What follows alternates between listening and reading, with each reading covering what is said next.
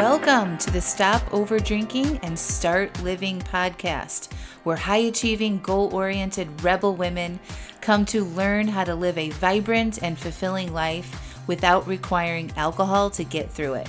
No labels, no judgments, no saying you'll never drink again. Just real proven methods to help you stop rebelling against yourself with alcohol so you can drink less and do more. I'm your host, Angela Mascenik. Let's dig in.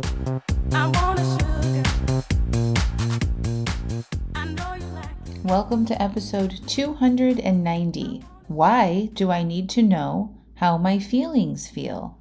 Hey everybody, welcome back to the podcast. Whew, what a month was July. It was a lot, and it was nothing like I thought it would be. There were some moments that I thought it would be like that, but most of it was not how I expected.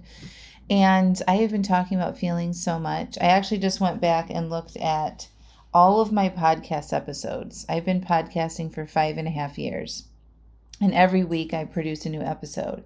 And I wanted to know how often I talk about feelings. And this is what we're talking about in this episode as well. I was asked an excellent question by one of my amazing clients. The question was, why do I need to know how my feelings feel? When I'm teaching about feelings in my coaching, I'm having you describe the sensations that your feelings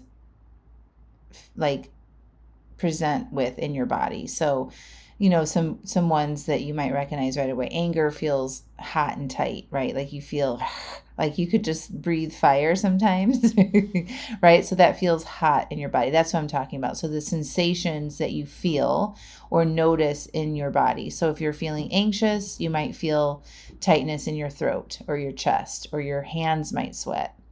That's what I'm talking about here. So she wanted to know why knowing that and being able to describe that is important. So I'm going to talk about that on the podcast today. But I just went through and looked at all of my podcast episodes, 290 of them, y'all.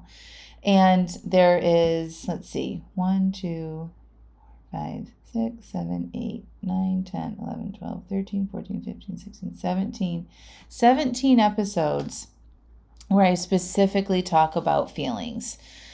Different feelings and how to feel and the importance of feelings and urges and white knuckling versus allowing the urges. And the reason why I talk about this a lot and share this with you, because it's the most important thing that you can do to stop over drinking, is learning how to feel. And we're not taught about our feelings at all. We're not made to think that they're important in our culture. And a lot of times, by the time people come to me, they have been over drinking for a long, long time, most of their adult life. And they have no idea how to feel. It's like learning a foreign language. They have to learn about this stuff, and it takes time. It's not super intuitive. Remember, we're programmed as humans to avoid discomfort. We're programmed to seek pleasure, save energy, and avoid pain. And so when we think about feeling our feelings, it goes against that sort of primitive wiring. We want to get out of feeling bad, right? So we're intrinsically motivated to feel better. So we are going to start looking for things to make us feel better, especially when we feel bad. So it's like not super intuitive to learn how to pause and process your feelings instead of being reactive to them or trying to make them feel better. Okay, and a lot of y'all want to make yourselves feel better through drinking. And you want to amplify your fun feelings or excited feelings or happy feelings by making them more by drinking. And the long and the short of it is that drinking doesn't do any of those things for us. It's a temporary sort of high that we get when we're drinking in response to our feelings that will take the edge off or to amplify the fun times, but it's not a solution. It really is. It just causes addiction. When you drink in response to how you're feeling or want to feel, it creates addiction. And then we get used to that extra high that we get from the alcohol. And then our brain's like, ooh, let's do that again. Let's do that again. And so we want more and more and more. And then over time, our desire for the alcohol increases And then it's very uncomfortable for us to not drink during situations where we would normally be drinking, or in response to feelings that we would normally be drinking from. Okay, so it's just not a good solution for the human experience, really. So today's episode is that I'm going to dive into why this is so important. Okay, your feelings drive your behavior. It's just human behavior. And so nobody really does anything without having a feeling driving their actions. Okay. And so it makes sense that one of the most important things to look at is why you are feeling the way you're feeling, and dive into it, and like go in and look at these deeper feelings that you have. And most of the time, it doesn't really make sense. It's not like in the moment I am feeling stress, so I will drink. It's not that linear. Usually it's something that has been building, or there could be past traumas or family situations or incidences that you've been a part of in the past that haven't been dealt with. And so those feelings need to be looked at and extracted and processed. Sometimes it can be as acute and in the moment as somebody says something really shitty to you at work, and that causes you to feel angry, and then you want to drink in response to that. But a lot of it is they're feelings that have been left unprocessed in your body, and we don't even know what they are. So when you're working through this in changing your relationship with alcohol, and specifically with me, I ask you to pause, stop, and notice your feelings. Okay, it's called the SNP. Stop, notice, and process. SNP. SNP will set you free. Okay, so when you're having an activation or you're triggered, you want to stop and you want to notice, right? So you're just slowing down, you're stopping, and you're recognizing and noticing how you're feeling, right? And you name those feelings, like, oh, okay, say you're feeling anxiety. And you're probably noticing you're feeling this way, but like it may just like you're just feeling tightness, right? And you're feeling like you can't get a deep breath, but you kind of keep going about your day. And finally, you're just like, what is this, right? And you're stopping and you're noticing, like, I'm feeling tightness in my chest. I'm feeling like it's hard to breathe. These are the physical sensations that you're able to describe. Okay, so that's the noticing part. I'm feeling this tightness. I'm feeling this sensation in my body. And everybody feels it differently. It's not a universal thing that all people with anxiety feel tightness in their chest and it's hard to breathe. When I get anxious, I feel more like my stomach is really tight. There's like a knot there. I can't relax. Like I can't get a deep breath. Even if I'm trying to use my breath to process, it's really difficult sometimes to relax that area, or my hands will start to sweat. So it's different for everybody. Okay. But it's just good for you to know, for you, what these feelings feel like. And when you stop and notice and you're naming these feelings to yourself. So say it's the anxiety and you're saying to yourself, oh, what is this feeling? Okay, I'm feeling tightness in my throat, tightness in my chest. Let me breathe. It's giving your mind something to focus on besides the swirl of thinking that's going on, your running list of to-dos, the problems that we have. It's giving your mind a direction to go in and connect with your body and to pay attention to it. And when you pay attention to your body and you say, what am I feeling and what am I noticing here? That is self-care. That is caring enough about your own experience that you will pause and give yourself some time to acknowledge how you're feeling. And then you can use your breath to process it. Okay, so stop, notice, you notice those sensations, and then you process and use your breath. And you direct your breath into those tightness areas in your body that you feel. So if I was having anxiety and I stopped and I noticed those sensations, I would just be like, okay, let me breathe into this area. This is what I'm telling myself in my head. Okay, I'm going to breathe into my chest. I'm going to focus my breath into my chest, into my stomach, into my hands. And you're just kind of, you're closing your eyes, you're taking some deep breaths, and you're kind of visualizing your breath reaching those areas in your body. And what your breath does is it just gives that space, those sensations, some space. It gives them some extra space to be felt and processed. And in that time, you're connecting with yourself and your experience in that moment. And that also means you're validating your feelings, right? So you are validating your own feelings and you're saying, it's okay to feel this. Let me just breathe. Let me notice. Let me process. Okay. And that brings you a deeper connection with yourself, and you get to know yourself so much better. And it's in these moments where you're describing these sensations of your feelings that you have so much power. Because you're pausing, you're not doing anything. You're bringing your attention back to yourself and how you feel, and you're not taking any action. And that is what I call the power of the pause. So many of us want to react. We want to solve, we want to fix, we want to do, to not feel this. And the power that you have within yourself to pause and notice and process means that you're stopping and pausing and letting yourself breathe through this for a minute and get to hopefully a more neutral place where you're not triggered, you're not activated.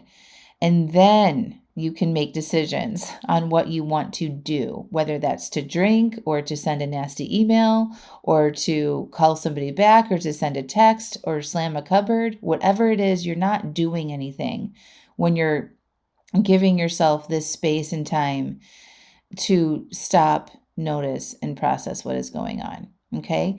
And then after that, after you give yourself a minute or two of this breathing and this awareness and you're describing how you feel, you will feel better.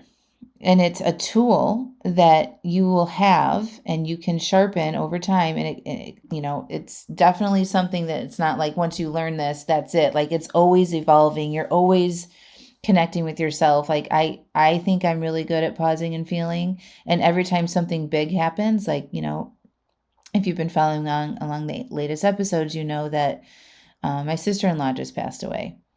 And I learn more about my feelings and myself when big things happen still. And I'm 6 years into this, right? And when you can connect with yourself and know yourself better, it just feels good. It really does. It feels good. And then you don't need to escape with artificial things like alcohol or food or scrolling or shopping or running away from your life. Okay. You know that you have your own back and that you can make yourself feel better just by bringing this attention to you. It doesn't cost anything, doesn't require a lot of energy. And it's so comforting to know that you have that ability to handle anything that comes your way. And I can't stress enough the importance of this practice. And even if you quite don't understand it yet, and even if you're just like kind of fumbling through and you're just practicing this, just keep doing it. And new things, new awarenesses will come through that will expand your skill set on pausing and processing your feelings. The other reason why you need to know how your feelings feel is, I've been talking more about the negative feelings, but it's to remember the good feelings too. So often the only feelings we really remember are the bad ones, right? And they're very memorable. And, that's part of our human design as well is, we want to remember the bad things so we don't make the same mistakes. Although with alcohol, that's tricky because we know the pain of a hangover, right? and the disappointment that we feel when we're not following through on what we said we would do. But the alcohol addiction is so strong that your desire to feel better and have that drink is stronger. So sometimes we like ignore the past pain that we have with the alcohol. But anyway, getting back to the other reason why we want to know the different sensations in which our feelings have and why it's important to pause, notice, and process them is because we have good feelings as well. And we want to tap into our good feelings as much as possible. So my recent, exploration of the sober sunrises over the Atlantic Ocean this past month, even with the unexpected loss of my sister-in-law and the grief that my family and I are feeling, I'm still able to pause and process and notice beautiful moments and appreciate them. And when you do that and you're stopping and noticing and processing joy or happiness or unexpected delights, right? Which still happen. You can recognize that life is, a roller coaster, and that there are good moments in between the bad ones. And you change your language around how you describe your experiences. So I wouldn't describe this last month or 3 weeks. Has it been 3 weeks? It hasn't even been 3 weeks yet since my sister-in-law died, as devastating. I mean, it was definitely devastating and deep, deep grief in the beginning. But after I worked through, the initial first week, I was having fun again in between moments of grief and deep sadness.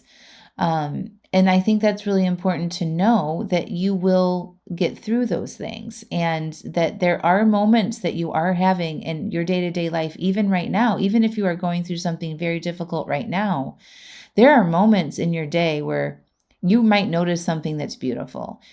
Somebody might say something to you that's funny, or you might see an image that just makes you crack up, right? Like, we want to imprint those moments and stop and notice and process them too, because our feelings create our experience, right? If you can stop and notice, oh, that flower, looking at that beautiful hibiscus flower and its glorious pink color and how open and beautiful and big it is. If you can pause and process that and notice that beauty in that moment, your day-to-day will get happier. Your day-to-day of your life experience will feel better, and you'll be sort of like injecting yourself with these moments of feeling good. And by the end of the day, you won't need to give yourself some artificial feel good something, whether that's alcohol or food or binge watching Netflix, right? You have taken care of those emotional needs and noticing things that are making you feel good naturally. And that's why that's important. This is the part of the Alive AF process that I talk about all the time. When you cut back on your drinking, you need to infuse yourself with things that make you feel good. And the easiest way to do that is to notice how things make you feel. So I love sunrises. I do nature a lot. So, I definitely was connecting with nature with this Sober Sunrise project, watching the sunrise over the ocean, hearing the ocean, smelling the ocean, feeling the ocean, hearing the sounds of the waves, that very immersive environment that I put myself in that turned on all of my senses. That was deeply pleasurable for me. Going outside in the woods and walking and looking at the trees and seeing how their leaves are moving with the wind, or the sun is filtering in through the tree tops, or the tops of the trees are, sort of swaying in the wind, or you see little squirrels and things running around. I'm noticing those things and acknowledging and processing the happiness and pleasure that they give me, right? So that is why we want to keep doing it. We want to find these little tiny moments that you can acknowledge to yourself, that is cool, that is happy, that makes me feel good. Look at how cute that squirrel is and how they run. Look at that little bird and how they're tweeting back and forth, and I can see its little beak open with its tongue in the middle. Like, those little details, you want to be aware enough to notice them. Notice how it makes you feel when you see these things, and slow down enough to process that. And then when you do those things on a regular day-to-day basis, you feel better, and then you don't want to drink as much. I promise you. So that's why noticing the good feelings and those sensations in your body and in your mind is very important. And when you learn how to do both, feeling the good stuff and feeling the bad stuff, and noticing what these different aspects of your feelings feel like, you recognize how alive you are. You recognize that you know yourself. And when you know yourself, you can stop unwanted behaviors. You can change your behavior. You can fulfill the dreams that you have. You can go after your goals better. You can say no to things that don't serve you. You can put up boundaries, but you got to know yourself, right? And you got to know why you feel the way that you do, and what different sensations are like in your body. Your body has so many important messages. This is what I'm talking about, learning how to use your body to help you and support you on your desire to change your behavior. Your feelings have physical sensations attached to them, and these physical sensations drive our behaviors. And so we want to understand if we're suddenly feeling anxious or irritated or disappointed, right? Because it's our body is trying to tell us something. And if you ignore those sensations, you're missing a way to connect with yourself, and you're missing that important pause and recognizing you're feeling this way and kind of diving into that and being like, why am I feeling this way? What's going on? What do I need to be paying attention to here? But what we're used to is just going through the day and working all the time and, pleasing other people and just ignoring ourselves. And then that doesn't feel good for us, right? It doesn't feel good to ignore yourself. And so then we are grabbing for the quick hits of pleasure. Then we're going to be like, oh, I just need a glass of wine. I'm going to go pour a glass of wine. Who fucking cares? I'm a grown ass adult woman. I've worked all day. I've done all these things. I'm raising these kids. I'm going to have a glass of wine. Right? That's what you'll tell yourself at the end of the day. But when you get to know yourself and you're pausing and you're paying attention to yourself and you understand how these feelings feel like in your body, and you're learning how to appreciate the little tiny things in your life that fill you up with joy and pleasure, you will start to change your life, and you will start designing a life that is perfect for you. And that might mean relationships are changing, or a job change needs to occur, or you're putting up more boundaries, whatever that looks like, but your life will become your own. And I can't stress the importance of this enough. And it's a process, and it doesn't happen overnight, and try not to get overwhelmed in thinking about it all. Day to day, check in with yourself. How am I feeling? What does this feel like in my body? Let me breathe through this. Stop, notice, and process. If you're enjoying a moment looking out at the ocean or looking at a bird chirp, stop, notice, and process.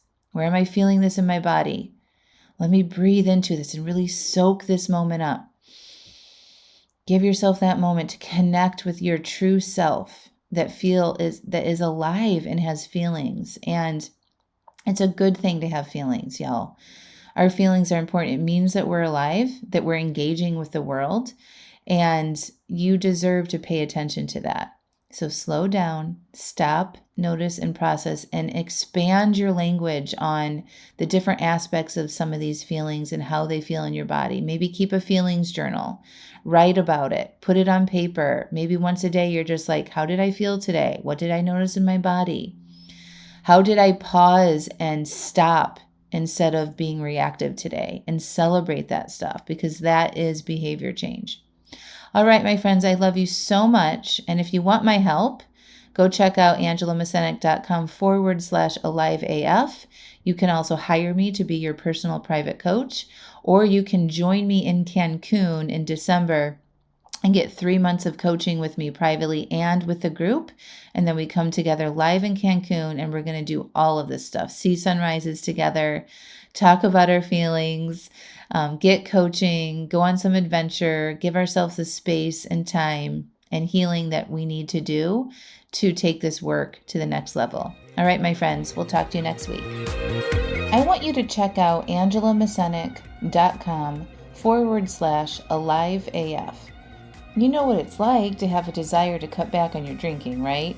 You start to read books, listen to podcasts, try things, but you might not be able to yet put all the pieces and suggestions together in a way that actually makes sense and works for you.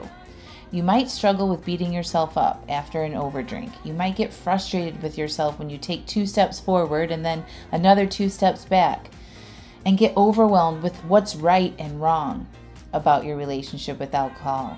Your friends tell you that you should be able to have just 1 drink, and it isn't a big deal. You might be white-knuckling through urges and resisting instead of peacefully processing them. And you might struggle with your identity as someone who has enjoyed having a lot of wine or alcohol in your life. It's around you all of the time. It's what you do and who you are. Well, after 5 years of successfully coaching hundreds of women through these struggles, I have created the Alive AF membership, where women like you can learn the basics on what it takes to cut back and reach your goals with alcohol, whether it is to just drink less or totally quit. And when you join, you will get the exact framework I used to change my own relationship with alcohol and still use today that has led me to be alcohol-free for over 5 years. You're going to get access to my resources, videos, and worksheets that have been proven to change and reduce how much you drink. Every day you can ask questions, share your obstacles, and get coaching and direct support on the challenges you will face with love and no judgment. Also, you will get immediate access to workshops like uncovering your alcohol identity and changing it, how to say no to things that don't support your new identity or life or goals, aka boundaries, a workshop called Creating Emotional Agency, and another one, How to Manage Your Mind to Succeed at Your Goals, and more. Every month we have a brand new workshop. These workshops are filled with step-by-step prompts and instruction to help you create the exact relationship with alcohol that is best for you. My mission and vision for Alive AF is to be a hub of support and resources for women to come and learn how to do what is best for them and becoming more alive in the process. When you join, you're going to learn how to take care of yourself better, how to feel good and become more alive and go after the life that you really want. I want this membership to be affordable and an easy solution where you can get all the help you need in one simple place whenever you need it. So, no need to go read another book, find a new podcast, attend a free webinar, or go down the path of piecemealing it all together. Join Alive AF and have it all there in one place for you anytime you need it. So, go to angelamascenik.com/AliveAF and enrollment is open right now. See you inside.